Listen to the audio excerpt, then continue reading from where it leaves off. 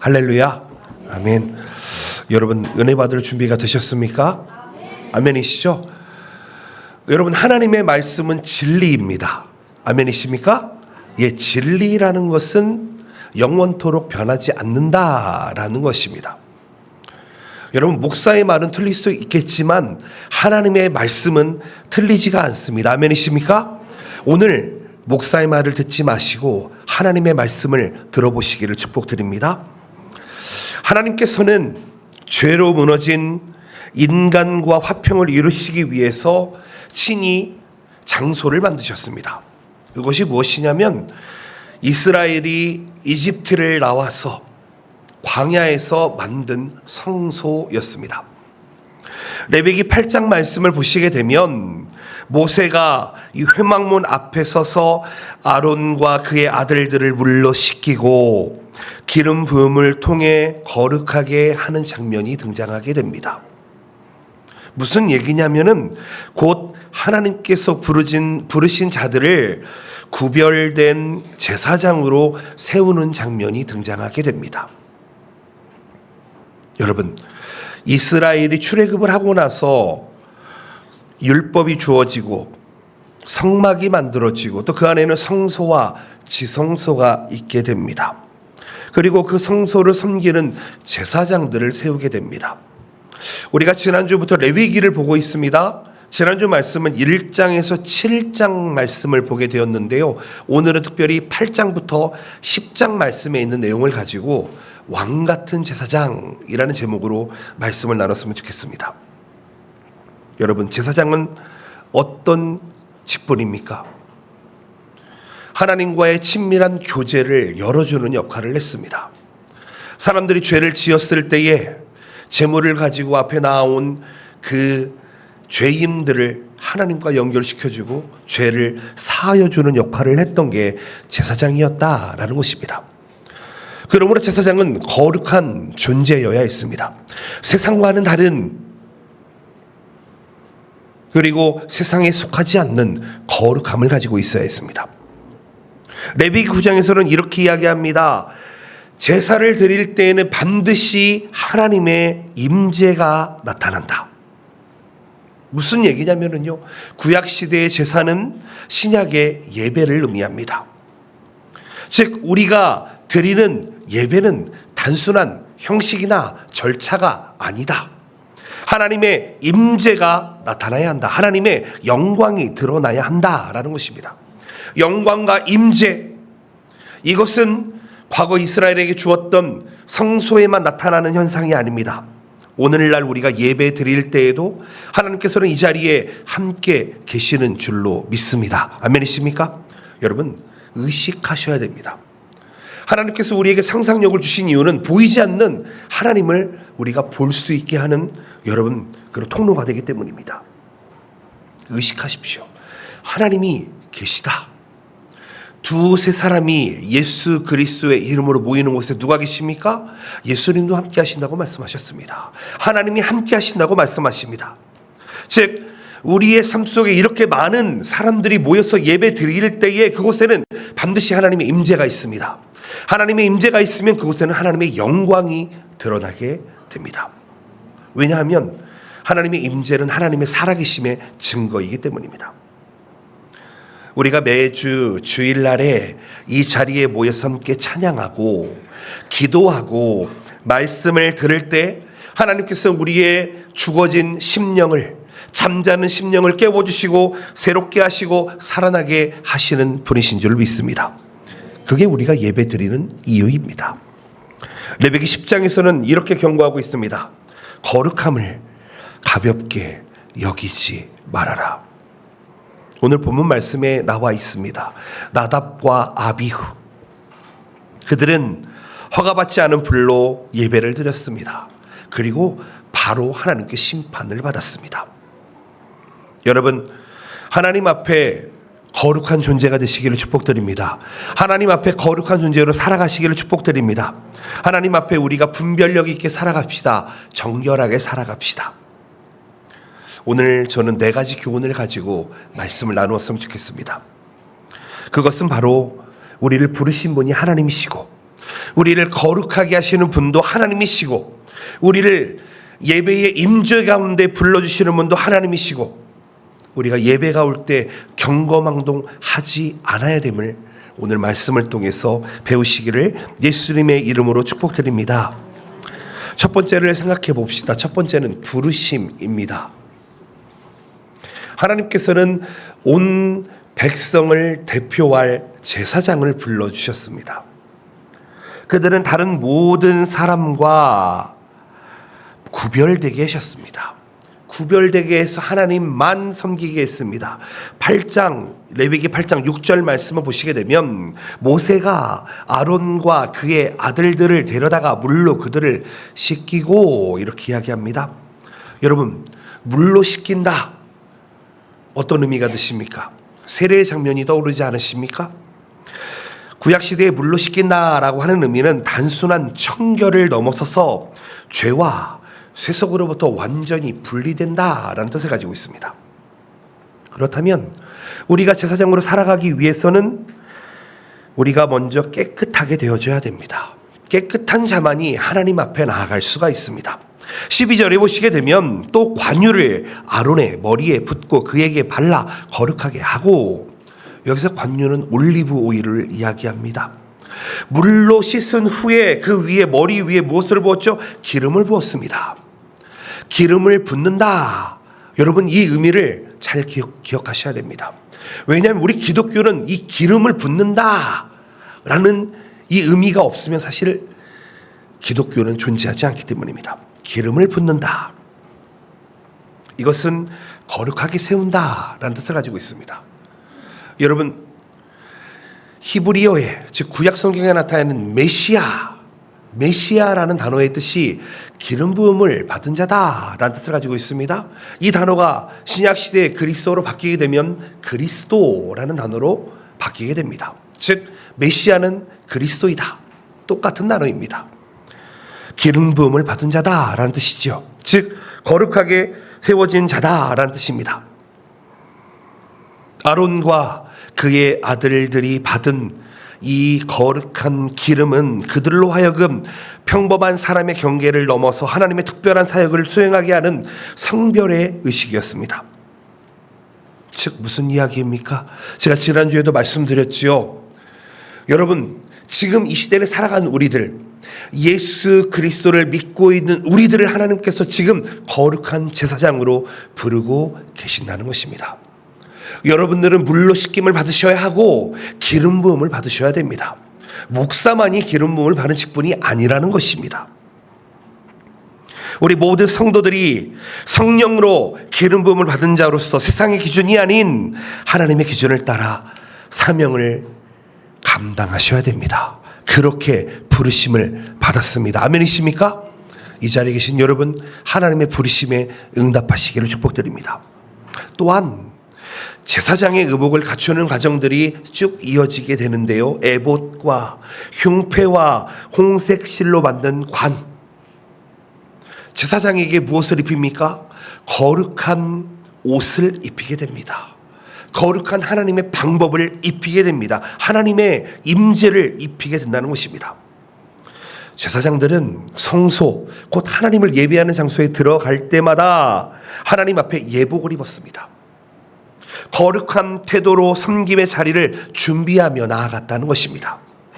그렇다면 여러분, 우리가 하나님께서 부르신 제사장들이라면 우리가 하나님을 예배하는 이 자리에 여러분 외적인 예복뿐만 아니라 내면의 거룩함으로 무장하며 나아올 수 있으시기를 축복드립니다.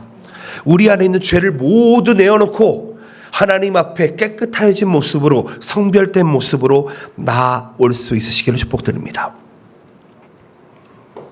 다시 한번 말씀드리는데 여러분, 기름 부음을 받은 사람은 목사뿐만이 아닙니다.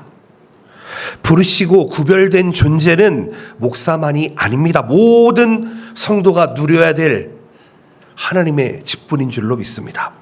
소수만이 누리는 특권이 아닙니다. 여러분, 성소를 관리하던 레위 지파 또한 전체가 이 직분에 감당했습니다. 즉 오늘날 교회의 모든 성도는 베드로전서 2장 9절 말씀에 왕 같은 제사장이다, 이렇게 말씀하고 있습니다.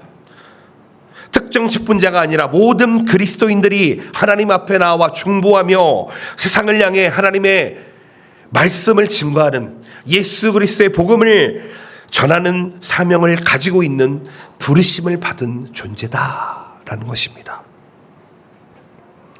사랑하는 성도 여러분, 우리의 일상이 성소가 되어야 합니다. 우리가 만나는 모든 자리가 거룩한 자리가 되어야 합니다. 하나님께서 우리를 부르신 진정한 목적이 무엇일까요? 하나님께서 우리를 구별하신 진정한 목적이 무엇일까요? 그것은 우리에게 주신 직분이 있다는 것입니다. 그것은 하나님과 친밀하게 나아가는 것입니다. 그리고 하나님의 뜻을 이루어가는 것입니다. 레위기 8장 35절에 이렇게 이야기합니다. 너희는 7주야를 회막문에 머물면서 여호와께서 지키라고 하신 것을 지키라. 그리하면 사망을 면하리라. 내가 이같이 명령을 받았느니라. 뭐라고 얘기합니까? 제사장들은 자신과 공동체의 죄를 위해 중보해야 합니다. 하나님과의 화목을 이루는 사명을 가지고 있습니다. 그렇다면 우리는 하나님 앞에 오늘도 부르심을 받은 제사장임을 기억하시면서 구별된 삶을 살아가시기를 축복드립니다. 나만 위해 사는 것이 아니라 나의 가족과 내가 속한 공동체를 위해서 중보하며 섬기는 제사장적 사명을 주시는 분이 하나님이심을 기억하시며 그 부르심에 응답하시는 여러분들 되시기를 예수님의 이름으로 축복드립니다. 아멘. 두 번째는 임재입니다. 레위기 9장 23절 24절 말씀을 보실까요? 모세와 아론이 회막에 들어갔다가 나와서 백성에게 축복하매 여호와의 영광이 온 백성에게 나타나며 불이 여호와 앞에서 나와 제단 위에 번제물과 기름을 사른지라. 온 백성이 이를 보고 소리치르며 엎드렸더라. 아멘. 여러분, 모세와 아론이 회막 즉 성막에 들어갔다가 나왔습니다. 백성들에게 축복합니다. 어떤 일이 일어납니까? 하나님의 영광이 임했습니다. 온 백성에게 하나님의 영광이 나타났습니다. 그리고 어떻게 이야기합니까? 불이 여호와 앞에 나와 제단 위에 번제물과 기름을 살랐다. 온 백성이 이를 보고 소리 지르며 엎드렸다. 이렇게 이야기하고 있습니다. 여러분, 예배는 단순한 예식이 아닙니다.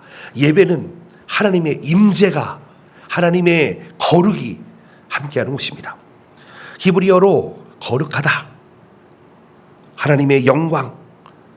여러분, 이것은 하나님께서 임재하실 때 나타나는 현현입니다. 여러분, 우리가 강하게 의식해야 될 것이 있습니다. 그것은 하나님이 임재하는 곳에 반드시 하나님의 거룩함과 영광이 나타난다는 것입니다. 하나님의 불이 나타나는 것이죠.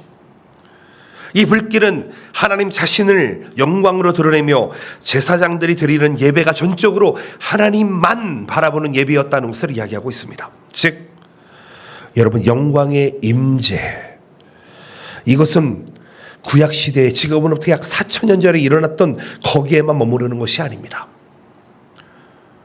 고린도후서 3장 18절에 이렇게 이야기하고 있습니다. 우리가 다 수건을 벗은 얼굴로 거울을 보는 것 같이 주의 영광을 보매 그와 같은 영상으로 변하여 영광에서 영광이 이르니 곧 주의 영으로 말미암음이니라. 여러분, 신약 시대에도요, 성령님께서 우리 안에 거하신다라고 말씀하십니다.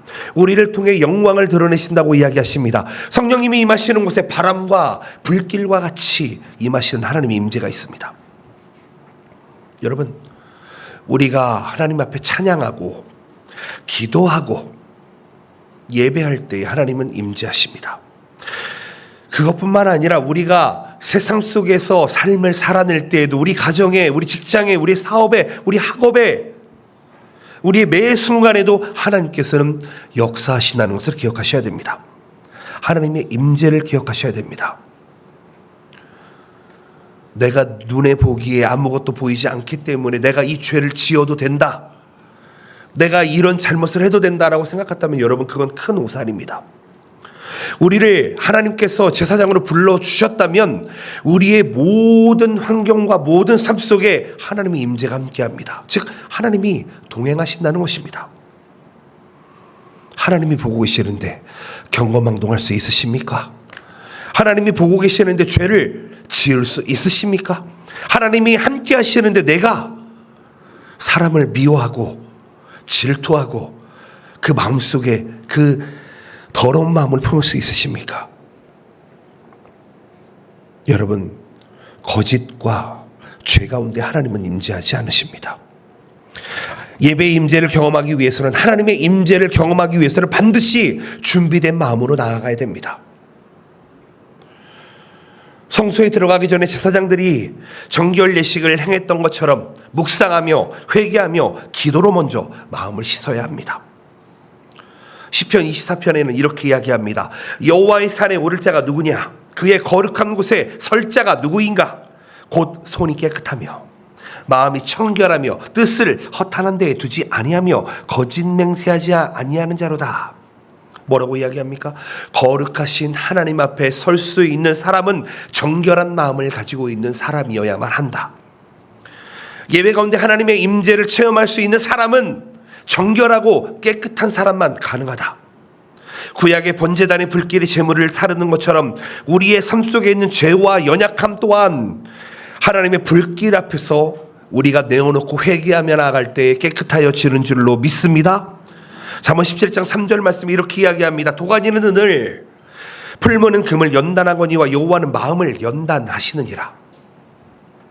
사랑하는 성도 여러분, 하나님의 임재 앞에 나아오셔서 우리의 마음을 내어놓읍시다.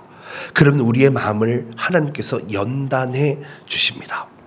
하나님께 드리는 온전한 예배는 우리를 성숙하고 정결한 곳으로 이끌어갑니다.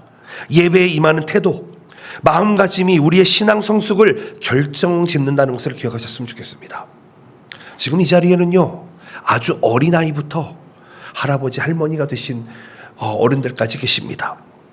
여러분, 하나님 앞에 참된 자세를 가지고 나아갑시다.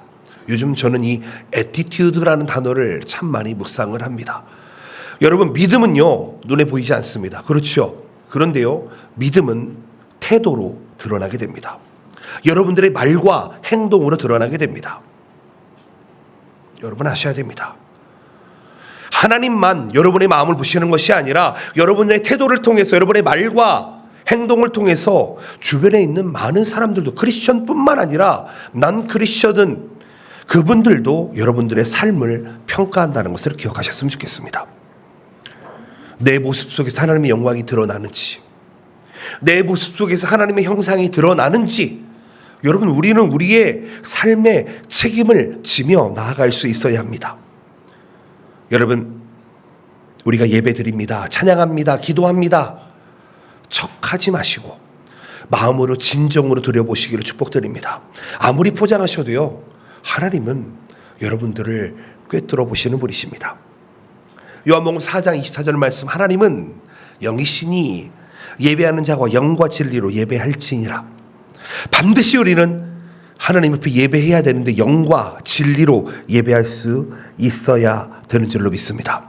하나님의 임재를 드러내십시오. 하나님의 임재를 살아내십시오. 그게 여러분들의 직무인 줄로 믿습니다. 아멘. 세 번째, 경고입니다. 오늘 본문 말씀이지요. 아론의 아들 나답과 아비후가 각기 향로를 가져다가 여호와께서 명령하시지 아니하신 다른 불을 담아 여호와 앞에 분향하였더니 불이 여호와 앞에서 나와 그들을 삼키매 그들이 여호와 앞에서 죽은지라. 하나님께서 명령하시지 아니한 다른 불을 사용했습니다. 번제단에 드린 즉시 하나님의 진노의 불길이 그들을 삼키는 장면이 나옵니다. 순식간에 태워졌다는 것이죠.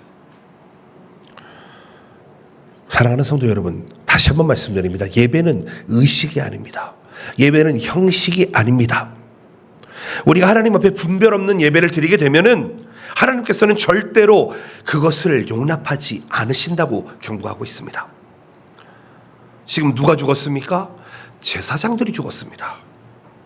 제사장이라고 할지라도, 하나님께 기름 부음을 받은 제사장이라고 할지라도 하나님의 규례를 벗어나고 다른 불을 드리는 것만으로도 생명에 직결되는 결과가 초래한다는 사실을 명확하게 보여줍니다. 사랑하는 성도 여러분, 우리의 삶과 죽음을 주장하시는 분은 하나님이신 줄로 믿습니다.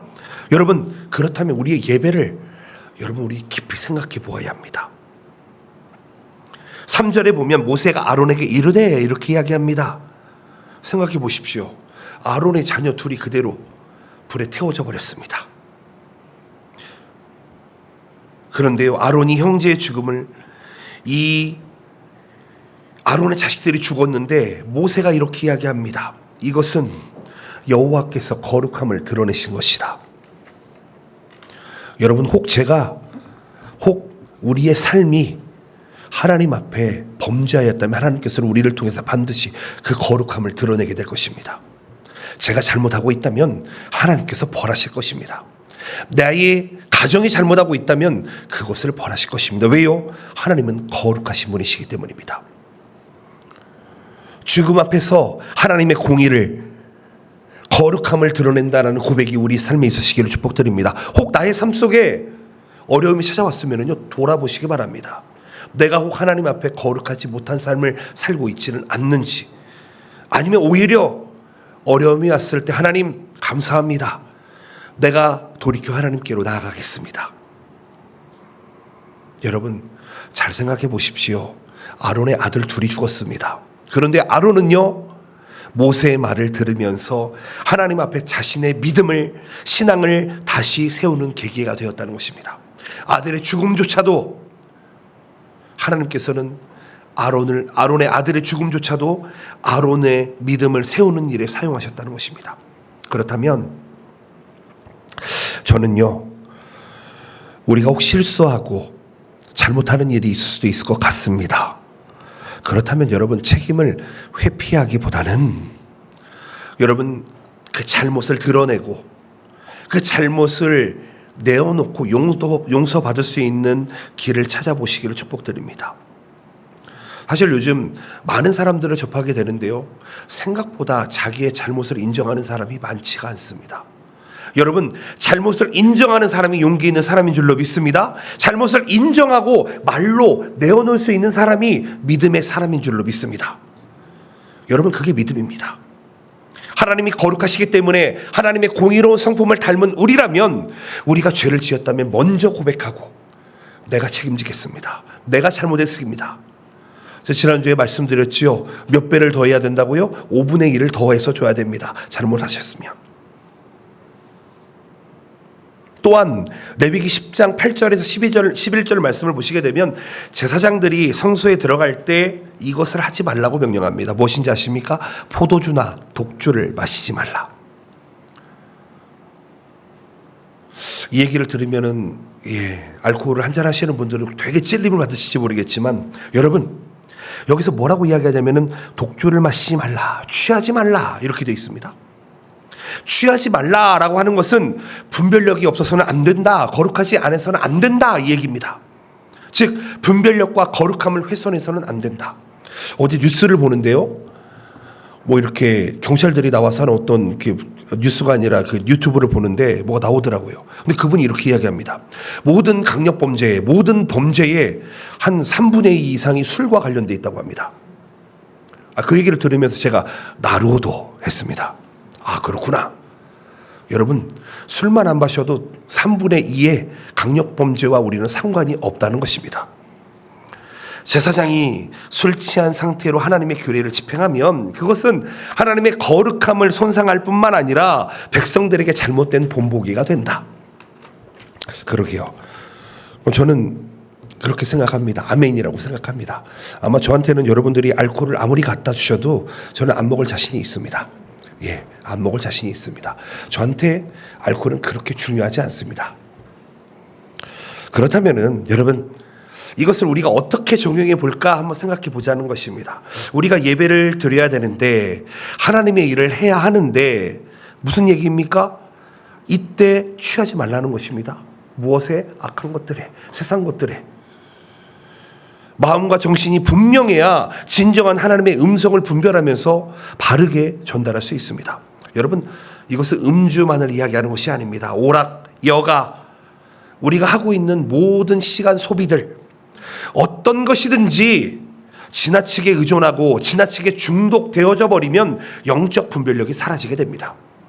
여러분, 거룩함을 지킨다라고 하는 것은 하나님께 속한다라는 것을 의미합니다. 하나님과 속한다라고 하는 것은 세상과 분리된다라는 것을 의미합니다. 이것은 외적으로 의식을 준수하는 것이 아니라 매 순간 내가 하나님과 함께 하는구나. 내가 매 순간 깨어서 하나님과 함께 해야 하는구나. 여러분, 하나님께 주시는 그 경고의 메시지를 들으시기 바랍니다. 내가 무언가 잘못된 길을 가고 있다고 생각하면 빨리 돌이키시기를 예수님의 이름으로 축복드립니다. 그게 하나님의 훈계입니다. 하나님은 제사장에게만 엄격하지 않으십니다. 모든 백성에게 엄격하게 말씀하십니다. 레위기 10장 11절 말씀, 또 나 여호와가 모세를 통하여 모든 규례를 이스라엘 자손에게 가르치리라. 아멘. 이런 말씀드렸습니다. 우리는 제사장이기도 하지만 하나님의 백성입니다. 모든 율법을, 모든 규례를 누구에게 가르치라고요? 백성들에게, 이스라엘 하나님의 자녀들에게. 사랑하는 성도 여러분, 우리가 하나님의 경고 앞에 마음을 돌이키고 회개할 수 있으시기를 축복드립니다. 하나님 앞에 순종할 수 있으시기를 축복드립니다. 하나님의 거룩하심을 우리의 삶을 통해서 나타내시기를 축복드립니다. 여러분, 불순종이라고 하는 것은요, 공동체를 분열시키게 됩니다. 분열시키게 돼요. 우리 교회가 나눠져 있다. 하나님의 교회가 아닙니다. 우리 가정이 나눠져 있다. 그것도 또한 하나님의 가정이 아닙니다. 하나님은 하나 되게 하십니다. 아멘이십니까? 우리가 믿은 예수 그리스도 한 분이십니다. 우리 안에 계시는 하나님의 영 한 분이십니다. 그렇다는 것은 우리는 절대로 분리될 수 없다, 분열될 수 없다라는 것을 의미합니다. 말씀드렸지요. 사탄, 마귀, 여러분 거짓말하는 자, 이 그리스어로 디아볼로스라고 하는 디아, 둘로 나눈다라는 것입니다. 불순종은 분열입니다. 하나님의 말씀에 순종한다면 우리 공동체는 오늘과 같이 하나님 앞에 모여 하나님만을 찬양할 것이며 하나님께만 예배할 것입니다.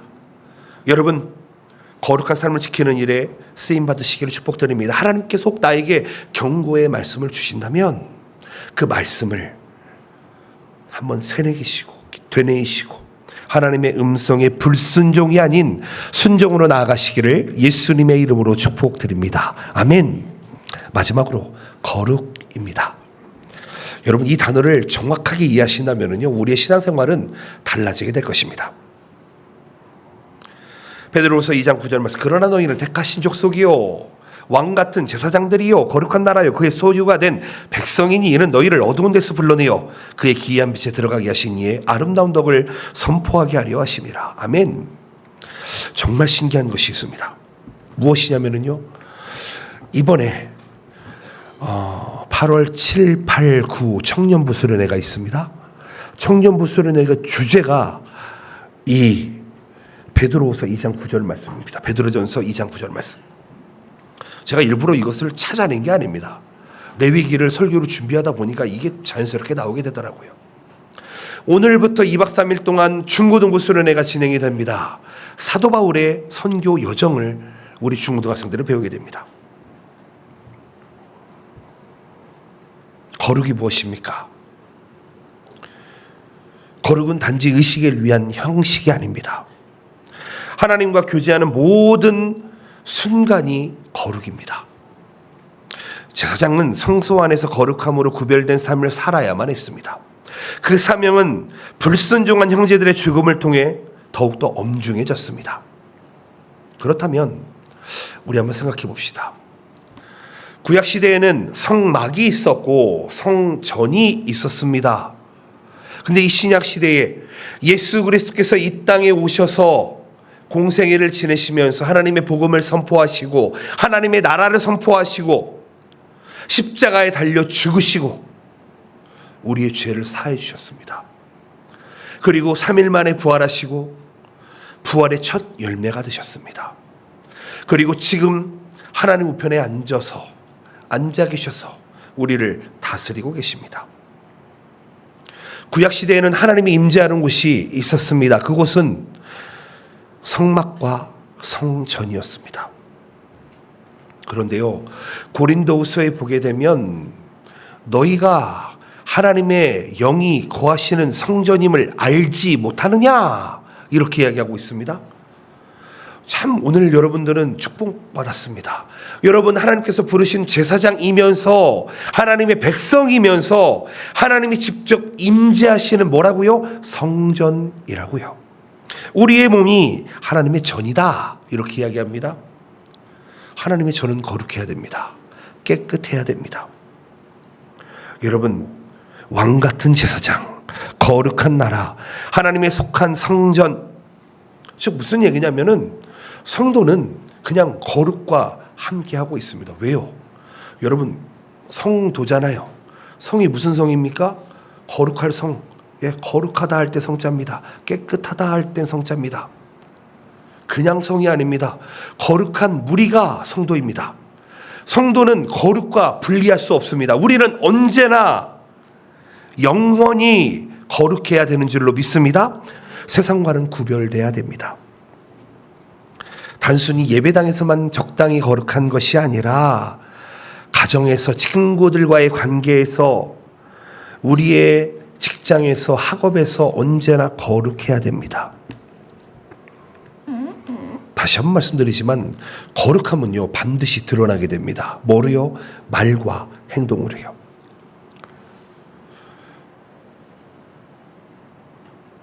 골로새서에서 이렇게 이야기합니다. 너희 말을 항상 은혜 가운데서 소금으로 맛을 냄과 같이 하라. 그리하면 각 사람에게 마땅히 대답할 것을 알리라.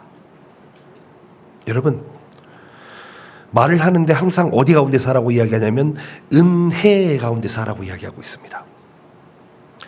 사랑하는 성도 여러분, 은혜가 무엇입니까? 은혜는 선물입니다. 기프트입니다. 하나님께서 선물로 주어진 변화된 성품으로 우리의 말과 우리 행동이 거룩하게 살아져야 됩니다. 우리가 사용하는 언어가 비방과 비판이 아니라 격려와 위로가 되어야 합니다. 곧 삶이 곧 거룩의 현장이 되어야 합니다. 매일의 언어 습관 자체가 성소에서 드리는 말의 제사가 되어야 합니다. 그리고 거룩함은 말뿐만 아니라 우리의 삶으로 구체화되어야 합니다. 베드로전서 3장 16절 말씀입니다. 선한 양심을 가져라. 이는 그리스도 안에 있는 너희의 선행을 욕하는 자들로 그 비방하는 일에 부끄러움을 당하게 하려 함이라. 아멘. 행위를 이야기합니다. 여러분, 신앙에는 행위가 동반되게 됩니다. 교회의 이곳 저곳에서 봉사할 때 때로는 우리의 삶이 오류가 생기고 부족함이 있고 작은 유혹 가운데서 그 가운데서도 하나님을 선택하며 나아갈 때 일상의 크고 작은 순간마다 하나님의 거룩을 우리는 매 순간 선택하며 나가야 됩니다. 여러분, 그런데 우리는 거룩함은 어떻게 선택을 할 수 있습니까? 오직 예수 그리스도를 통해서만 거룩할 수 있습니다. 예수 그리스도 안에 거함으로써 우리는 거룩할 수 있습니다. 우리는 우리의 힘으로 거룩해질 수가 없습니다. 요한복음 15장 3절 말씀 이렇게 이야기합니다. 너희는 내가 일러준 말로 이미 깨끗하여졌다. 4절 말씀, 내 안에 거하라. 나도 너희 안에 거하리라. 가지가 포도나무에 붙어있지 아니하면 스스로 열매를 맺을 수 없음같이 너희도 내 안에 있지 아니하면 그러하리라. 뭐라고 이야기합니까? 예수 그리스도 안에 거할 때에만 우리가 거룩의 열매를 맺을 수가 있다는 것입니다. 깨끗하게 하다라는 동사가 나오는데요, 이거는 죄로 더럽혀진 것을 제거하다, 거룩하게 하다, 이 뜻을 가지고 있습니다. 즉 우리가 매일 하나님의 말씀을 읽고 듣고 묵상할 때 세상 속에서 빛과 소금의 역할을 감당하는 제사장으로 살아갈 수 있다. 하나님의 거하시는 성전으로 살아갈 수 있다. 사랑하는 성도 여러분, 오늘 제가 이런저런 말씀을 드렸습니다.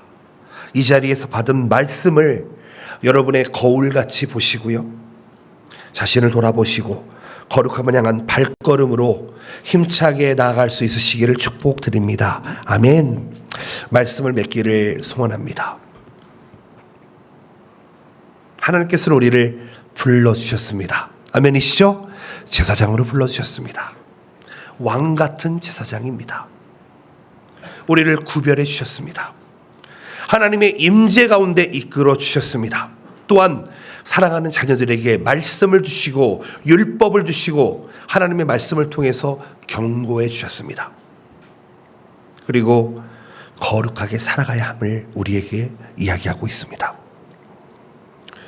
여러분, 이 시간에 한번 고백해 보십시오. 하나님께서 나를 제사장으로 불러주셨는데 내가 제사장으로 살아가고 있는지. 로마서 12장 1절 말씀, 그러므로 형제들아 내가 하나님의 모든 자비하심으로 너희를 권한다. 너희의 몸을 하나님이 기뻐하시는 거룩한 산제물로 드리라. 이는 너희가 드릴 영적 예배니라. 하나님께 부름받은 영적인 제사장들이 영적인 예배를 드릴 수 있습니다. 예배당 문턱을 넘어서 가정과 일터, 우리의 학업과 우리의 모든 환경 전체가 거룩한 제사가 되시기를 축복드립니다. 하나님께서 임재하는 예배 가운데 이 자리에서 하나님께서 지금 뜨겁게 불로, 바람으로, 영으로 운행하심을 믿으시기를 바랍니다. 하나님은 영이시니 예배하는 자가 영과 진리로 예배할지니라. 매 순간 하나님 앞에 거룩하게 예배하기로 작정하시기를 바랍니다. 회개와 기도로 마음을 씻고 성령의 기름 부음을 구하시면서 성령 하나님의 충만함을 구하시기를 바랍니다. 그리고 오늘 거룩한 삶을 구체적으로 결단해 보시기를 축복드립니다. 제사장은 중보하는 자들입니다. 그렇다면 우리의 가정과 교회를 위해서 중보하며 나아갑시다. 우리 사업을 위해서, 우리 학업을 위해서, 내가 만나는 모든 사람들을 위해서 중보하며 나아갑시다. 기도와 사랑으로 실천하며 나아갑시다. 베드로전서 2장 9절 말씀 우리 다시 한번 함께 한국어로 일본어로 함께 읽어보겠습니다. 시작. 그러나 너희는 택하신 족속이요 왕 같은 제사장들이요 거룩한 나라요 그의 소유가 된 백성이니 이는 너희를 어두운 데서 불러내어 그의 귀한 빛에 들어가게 하신 이의 아름다운 덕을 선포하게 하려 하심이라. 이 말씀에 아이덴티티를 붙으시기를 바랍니다. 매일의 말과 행동, 선택의 자리에서 거룩함을 선택하시기를 바랍니다. 우리는 이미 거룩해졌습니다. 이미 하나님의 거룩 안에 속해 있습니다. 믿고 담대하게 나아가시는 여러분들의 시기를 예수님의 이름으로 축복드립니다. 성령 하나님의 큰 은혜가 여러분들과 함께 하시기를 축복합니다. 기도하시겠습니다. 오늘 말씀을 기억하시면서 기도하며 나아갔으면 좋겠습니다.